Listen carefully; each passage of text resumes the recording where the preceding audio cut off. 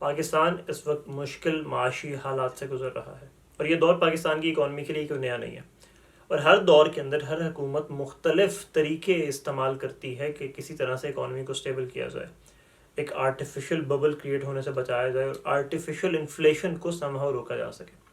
2022-23 کے بجٹ کے اندر اسی چیز کو مد نظر رکھتے ہوئے گورنمنٹ نے یہ دیکھا کہ ریل اسٹیٹ کے سیکٹر کے اندر بہت زیادہ انویسٹمنٹس آ رہی ہیں، اور آبویسلی ایمنسٹی اسکیم کے بعد ایک بہت فلڈڈ انویسٹمنٹ آئی ہے جو انجیکٹ ہوئی ہے پاکستانی اکانومی کے اندر۔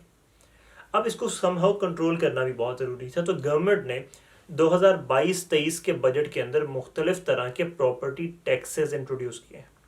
تو سب سے پہلا ود ہولڈنگ ٹیکس، جو پہلے بھی ایگزسٹ کرتا تھا بٹ سم ہاؤ گورنمنٹ نے اس کی پرسنٹیجز ریوائز کر دی ہیں اب۔ The second one is capital gain tax, یہ بھی پہلے سے ایگزسٹ کرتا تھا لیکن اس کی امپلیکیشنز کو تھوڑا سا چینج کیا گیا ہے۔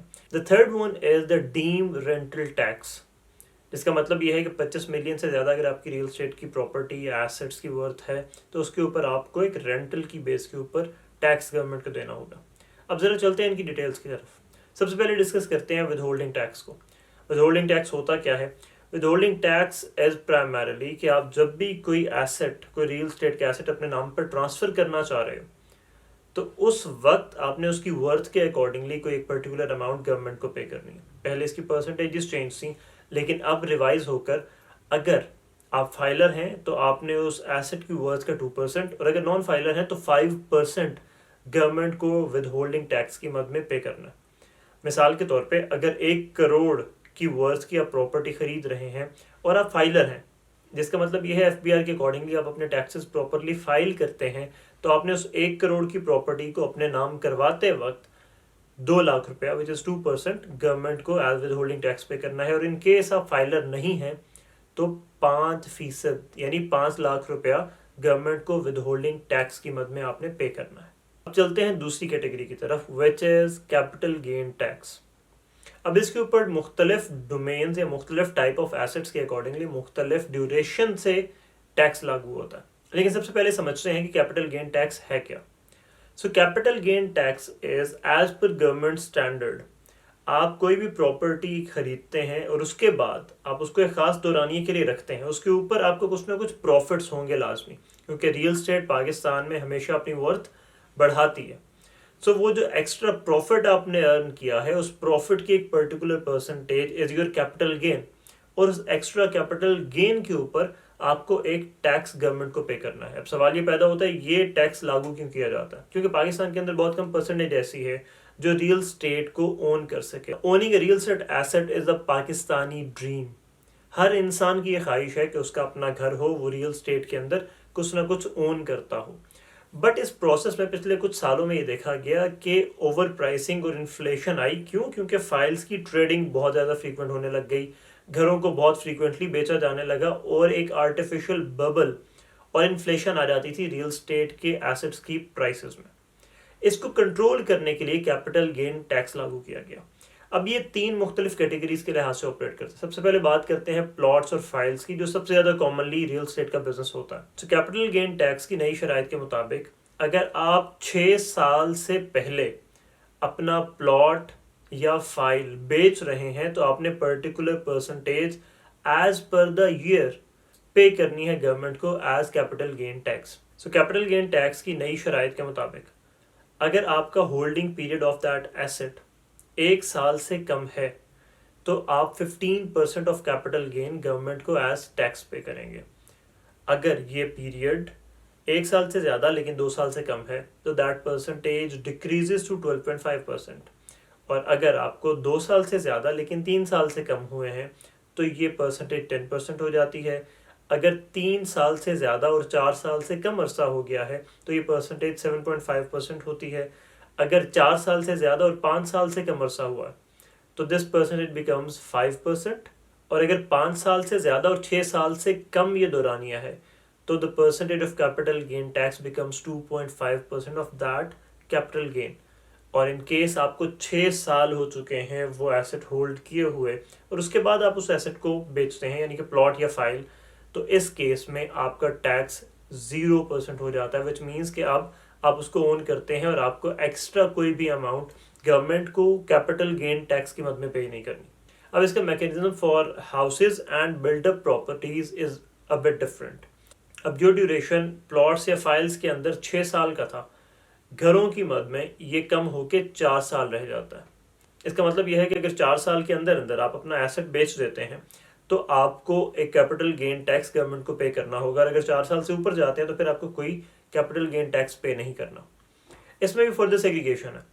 اگر آپ 1 سال سے پہلے اپنا وہ گھر بیچتے ہیں تو آپ کو 15% آف کیپٹل گین گورنمنٹ کو ایز ٹیکس پے کرنا ہے. اگر آپ 1 سال سے زیادہ ہولڈنگ پیریڈ رکھتے ہیں لیکن 2 سال سے کم ہے تو یہی کیپٹل گین کم ہو کے 10% ہو جاتا ہے. اگر آپ 2 سال سے زیادہ لیکن 3 سال سے کم ہولڈنگ پیریڈ رکھتے ہیں تو یہ کیپٹل گین ٹیکس 7.5% ہو جاتا ہے. اور اگر وہ 3 سال سے زیادہ لیکن 4 سال سے کم کا عرصہ ہے تو یہ کیپٹل گین 5% تک ڈیکریز ہو جاتا ہے. اور جیسے میں نے بتایا، اگر آپ 4 سال کے بعد اپنا گھر یا بلڈ اپ پراپرٹی بیچتے ہیں تو یہ کیپٹل گین ٹیکس 0% ہو جاتا ہے. کیپٹل گین ٹیکس کے لحاظ سے آخری جو پراپرٹی ٹائپ آتی ہے دیٹس ہائی رائزز یا اپارٹمنٹس. اب اپارٹمنٹس یا ہائی رائزز کے اندر یہ ڈیوریشن مزید کم ہو کے 2 سال رہ جاتا ہے. اس کا مطلب یہ ہے اگر آپ نے 1 سال سے پہلے اپنا اپارٹمنٹ یا ہائی رائز سیل کیا تو آپ کو 15% کیپٹل گین ٹیکس دینا پڑے گا. اور اگر آپ کا ہولڈنگ پیریڈ 1 سال سے زیادہ لیکن 2 سال سے کم ہے تو آپ کا یہ کیپٹل گین ٹیکس کم ہو کے 7.5% رہ جاتا ہے. اور اگر آپ 2 سال سے اوپر جاتے ہیں تو اس کے بعد آپ کا کیپٹل گین ٹیکس 0 ہو جاتا ہے. اس کا مطلب یہ ہے کہ 6 سال in cases of plots and files, 4 سال in case of your house اور بلٹ اپ پراپرٹی، اور 2 سال in case of high rises یا اپارٹمنٹس آپ ہولڈ کرتے ہیں اپنی پراپرٹی کو تو اس کے بعد آپ کو کوئی کیپٹل گین ٹیکس گورنمنٹ کو پے نہیں کرنا. اس کا مقصد کیا ہے؟ مقصد یہی ہے کہ ایک آرٹیفیشل انفلیشن مارکیٹ میں کریٹ نہ ہو اور جو پرائس ہائیک آ جاتا ہے ان ریئلسٹک، اس کو somehow کنٹرول کیا جا سکے. Then comes the last type of property tax which is deemed rental tax. اب یہ ایک نئی چیز انٹروڈیوس کروائی گئی اس مرتبہ کے بجٹ میں پاکستان کی ریل اسٹیٹ انڈسٹری لحاظ سے.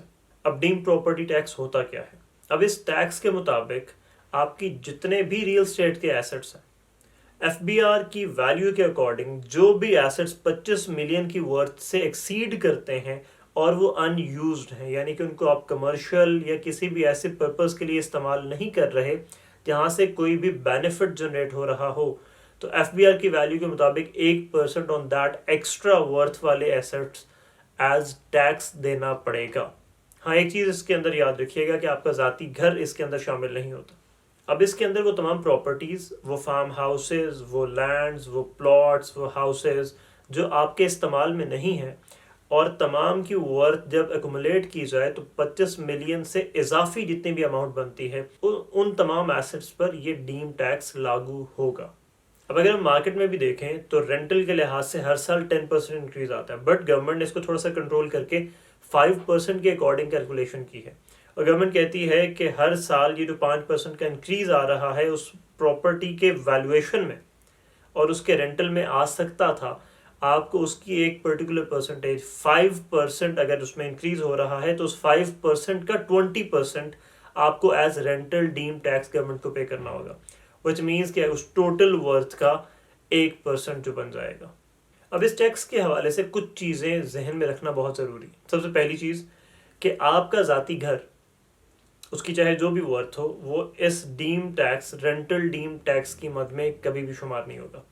دا سیکنڈ تھنگ از، اگر آپ کے تمام ایسٹس کی valuation let suppose 100 million rupees ہے تو پہلے 25 ملین کو ایگزمپٹ کر دیا جائے گا، جو باقی کے 75 ملین ہیں اس کے اوپر 1% وہ ٹیکس آ رہا ہوگا پر ایئر، وچ مینس کہ اگر وہ 75 ملین ورتھ کے تمام ایسٹس ہیں اور آپ ان کو کہیں استعمال نہیں کر رہے تو ہر سال آپ کو 7.5 لاکھ روپیہ گورنمنٹ کو ٹیکس پے کرنا ہوگا اس کو ہولڈ کرنے کے لحاظ سے. The third important point to be considered is کہ اگر آپ کا کوئی بھی گھر، کوئی فارم ہاؤس، کوئی پلاٹ یا کوئی اپارٹمنٹ ہے جس کو آپ نے رینٹ نہیں کیا ہوا، وہ اس میں لازمی شمار ہوگا، کیونکہ گورنمنٹ چاہ رہی ہے زیادہ سے زیادہ کمرشل ایکٹیویٹی ہو، سرکولیشن آف منی اس کو بہت زیادہ انکریج کیا جائے.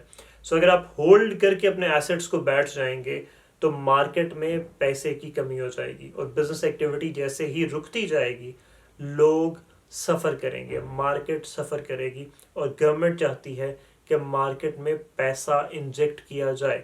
کیوں؟ کیونکہ ہم ایک مشکل دور سے گزر رہے ہیں اور ہماری اکانومی کو اس وقت سرکولیشن کی ضرورت ہے. سو اگر آپ ریل اسٹیٹ میں انویسٹ کر چکے ہیں یا کر رہے ہیں یا خریدنے جا رہے ہیں، so please keep this in mind کہ یہ 3 طرح کے ٹیکسز آپ کو اپنی ریل اسٹیٹ کے ایسٹس کے لحاظ سے کہیں نہ کہیں لاگو ہو سکتے ہیں، اور آپ کو ان کے اکارڈنگلی مینیج کرنا ہوگا۔